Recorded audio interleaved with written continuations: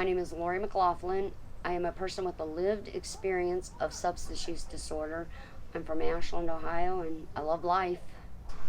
Lorie, thank you so much for coming out to On the Road to Recovery here at Ashland University today. I'm sure you have a very busy schedule, and we really appreciate and are grateful for you to step out and be able to share your story with us today. Thank you. I'm grateful to be here. Yes. Can you share a little bit about your childhood? Oh, well, it was rough. My mom and dad divorced when I was probably 4 years old. She left, I don't know if I can say this. She left my dad for a black man. Mm-hmm. And it was a rough road to travel in Ashland, But he ended up being a molester and a child abuser. And my mom suffered from alcoholism and some mental health issues. So I went through quite a bit of abuse from him and from her too. My dad, he was an alcoholic, but he was a happy-go-lucky alcoholic. He didn't get mad. So can you talk a little bit about your first use?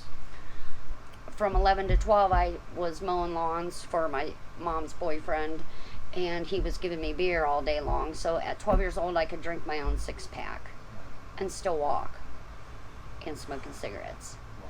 And then when I turned 15, I found pot. I was like, woohoo! Can you please describe the progression of your disease and how it started affecting your relationships with your family, your friends, and your partners? It didn't really affect my family. The only thing it did was I didn't want to go there. I didn't want to go to their house. I'd go to their house for Thanksgiving, Christmas, and I couldn't eat, because meth is a stimulant and you don't eat. And they're like, why aren't you eating? I'm like, oh, I already ate over at his mom's house. Yeah, whatever. And, they could tell. They were like, well, what's wrong? You're losing so much weight. And I'm like, I'm just made to be thin, I had all kinds of excuses. And at one point my mom was like, are you on drugs? And I'm like, why would you think I was on drugs, Mom? No, I go to work, I take care of the 2 grandkids. I raised, my kids made it to 18 years old. And I've made amends with them all. And like my middle daughter said, she said, Mom, I don't need to go through that addiction, I lived it. I said, I'm so proud of you. But my youngest daughter and my oldest son are both in addiction. Now, my youngest daughter she passed away in January 21 from an overdose. She lived straight across the hall from me. I just started my job at ACCADA. And she got home from prison. I was like, you can do this. You got this. We can do this. We'll do this together. It's so awesome to be in recovery. You don't even know. I got so much going on. Let's talk about employment. How was your employment affected by your addiction? Actually, I was a productive addict. Mm-hmm. Because I knew if I didn't work, I didn't have money. If I didn't have money, I wasn't having drugs. So, yeah, I kept a job. I worked out at Route 60 for probably, about 8 years.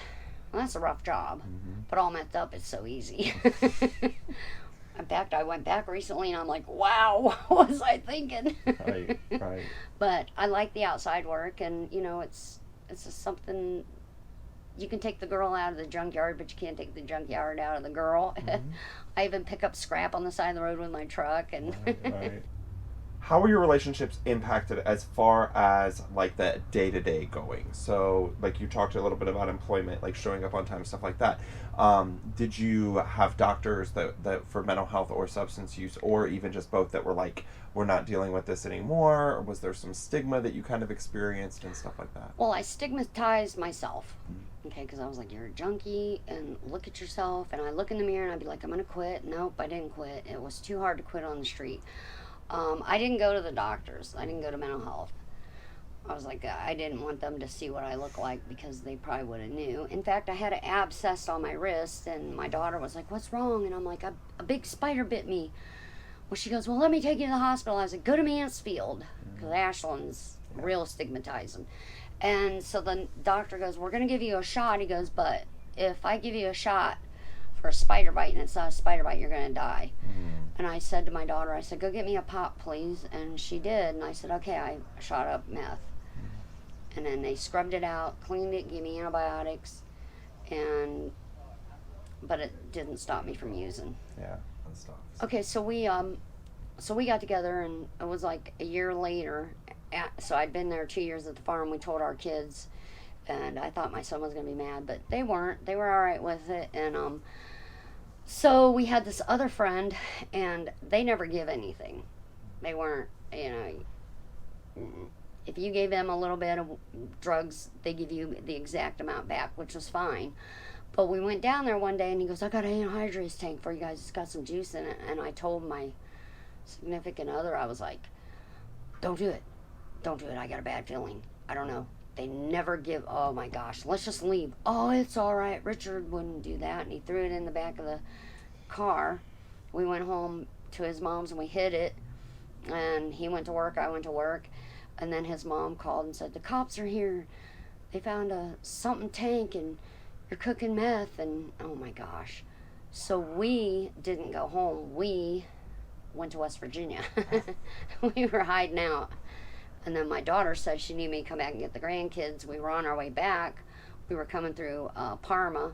We pulled into a motel, debating on whether to stay for the night or not.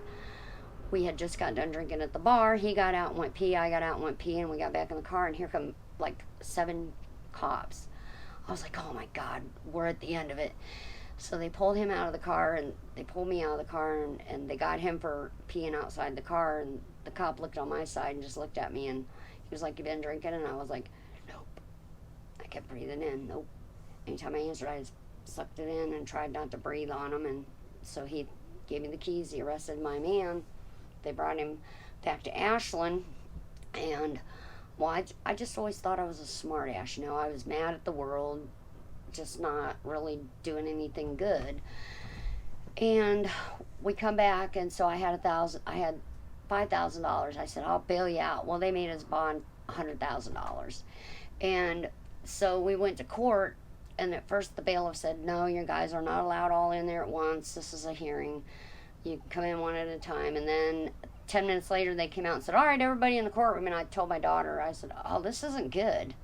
And so we get in there, and we sit down, and I look over, and I'm like, see the guy over here in the corner, honey? She goes, yeah. I said, see the shackles?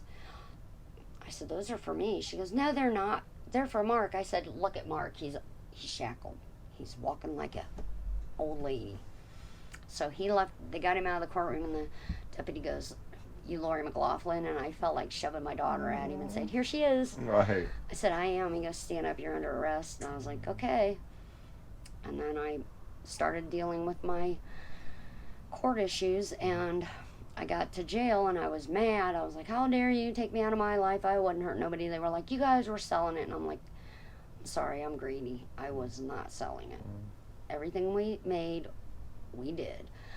Because you weren't getting mine. If you come to my house for dope, I was like, you know what? Go buy your own pills. Go steal your own juice. Go do it. It's not as easy as you think. So about a week into it, I was like, I'm getting out of here. I'm getting out of here, and I'm going to go get me a big fat hit. So I started thinking about it. I was like, I know how to do it.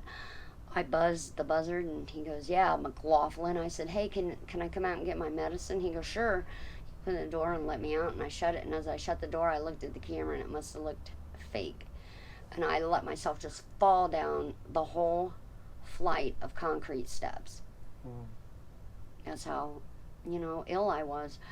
And it was like God picked me up and said, we're not doing this today, and gently set me at the bottom of the steps. I was like, are you serious? Who falls down a flight of steps don't even get hurt? I hear him coming, and I was like, oh my neck and my back. So they took me to the emergency room, and I was strictly stimulant use only. Well, they got me to the emergency room. They did all this stuff. They gave me a narcotic and a muscle relaxer. By the time I got back to jail, I said, there it is. All right, I'm numb now. I feel this. Okay, this is good. So the next couple hours, I asked, hey, you going to bring me my medicine? And the nurse goes, oh, I'll be right there. And I was like, oh, goody. And she came, and she goes, I got news for you. We're not giving you a narcotic. And I was like, really? I fell down your steps. She didn't fall down mine. I said, I want a lawyer. She goes, hold on, I'll help you out with that. So here come Sergeant Martin, and he's like, get out here. So I went out, and he goes, I'm giving you a ticket for disorderly conduct. And I was like, oh, big whoop. I'm facing 18 F1s and 20 F2s and an F3. That's like nothing. I had him so mad he wrote the year 2014 on it. It was 2015. So he took me to the court the next morning, and the judge goes, now wait a minute, what year was this? Was it 2014 or 15? I said, it was this year. He's a ding dong. And the judge goes, oh, what do we have here? And he pulls up a CD. He goes, we have a CD of the incident. Let's watch it. And I was like, oh my gosh, I'm just pleading guilty. I don't even want to see that. Just guilty. And then I went back to my jail cell, and I said, I seen this girl going to Dr. Patton's, and I was like, where are you going? She goes, oh, I go see Dr. Patton for, substance use and mental health. So I made bond. I got out for 11 days. I talked to my significant other on the phone, which was my co-defendant. They came and rearrested me. Went back to jail, and I seen the same girl going through this process. And I said, hey, how do I get to go see this Dr. Patton? She goes, send a kite. And I'm like, how do you fly a kite in jail? She goes, no. She got a piece of paper. She goes, write down what you want, and you put it there, and the police will take it to him. And I was like, oh, I thought she meant like really get involved. So I was like, all right. So I got down there. I got to go to his class, and he accepted me into the small class. And he was like, just start writing everything, just anything that, just write. And I wrote and wrote and wrote, and I had this whole notebook full. And it was like, wow. And he was, he was talking about sexual abuse, and he was talking about physical abuse and neglect and childhood traumas. And that's where I came to the terms of, I actually had childhood traumas that I didn't know. My baby brother, my sister getting hit by a train, the abuse, the sexual abuse, all that. So once I realized that's what I've been running from, I just took his advice when he said, it's not on you, it's on the adults that were in control. He said, you've done nothing wrong. You did not deserve that, and you deserve better. He started building my self-esteem up, and I started really dealing with things. And by the time I went into sentencing, the prosecuting attorney came in and sat down, and I said, good morning, Miss Prosecutor, how are you? And she was like, and I leaned over to my my attorney, and I was like, oh my gosh, I probably shouldn't have said nothing like that. He goes, no, it's okay. He goes, she's just not used to people being nice to her from this seat. And I said, well, it's not her fault I'm sitting here now, is it? And the judge came in, and he was like, you got anything to say for yourself? And I said, yeah. I said, wow, you saved my life, because I would not have ever in a million years been able to quit drugs on the street. I said, so thank you. Thank the prosecutor. I thank the police. Went back to jail, and I wrote a letter to the jail, and I said, I want to apologize for my my mental illness when I threw myself down the steps. I said, you guys did not deserve that trauma, and I hope you know how much courage and stuff it's taken me to write this. I said, but I am truly sorry. And then things started changing up for me. How much time did you end up having? So I ended up sitting in the Ashland County Jail for 6 months, almost 7 months. And they, instead of send me to prison, which was a blessing because I am not prison material, they sent me to Crossway. So I was like, all right. So there was 11 days difference from getting released from jail to go to Crossway. So I went from jail to my mom's, and she was just nagging me and telling me I'm going to do this and I'm going to do that and this and that. And I already had made up my mind that I wanted to do this. No drugs, no more. But her nagging me was like, oh my God. I said, you're really going to drive me back to using. And she was mad. And so this whole time I never knew boundaries. I never knew how to, say no. And so my 11 days finally was up. I was thanking God when I went to Crossway. And I went to Crossway, and I told the lady when I was entering, she goes, okay, so here's what's going to happen. And I said, I'm so excited to be here. And she was like, she just looked at me and rolled her eyes. I was like, why are you rolling your eyes at me? She goes, because nobody's excited to be here. I said, well, you just met somebody that is. I said, I want something different than I've ever had. And I think this is kind of the start of it. And so she said, okay. So I started going through all the programming and stuff. And at first I had 30 days till it was time for me to go into class. And I was like, that's just rude. I could have stayed at home this whole time. Well, it's a good thing I didn't. Yeah. Because my mom and me, it wasn't good. So I went through the whole programming, and at the end, the lady sat down with me and she goes, I hope you know you can reach out to me if you need to. She was like, I'm so proud of you. She goes, you have absolutely rocked it. She said, you came in here the most positive person I've ever seen.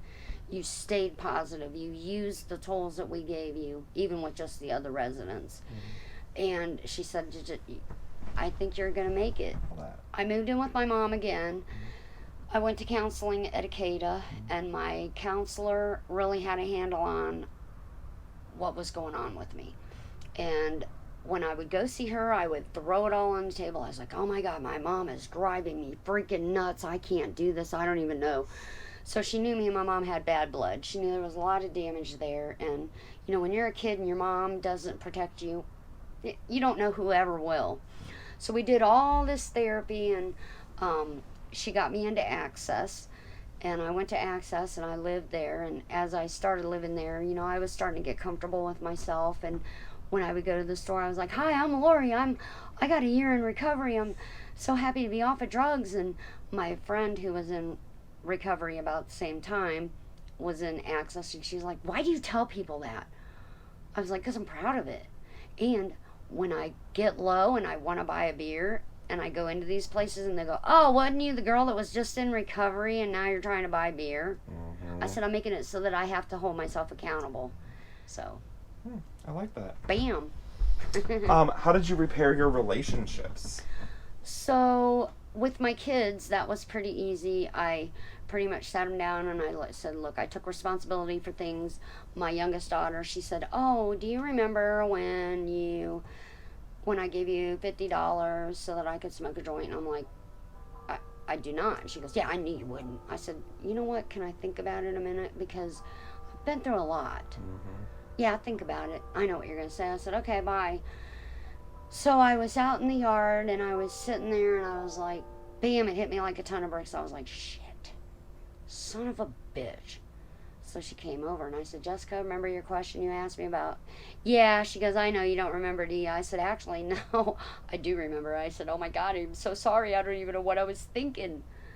I said, what would ever possess me to charge you $50 so you could smoke a joint? I said, I'm so sorry for that. She goes, I can't believe you admitted it. I said, well, anything else you need, ask me. If I don't remember it right away, just give me a minute, okay? Let me think about it. And if I remember it, I'm going to tell you, hey, I remember it.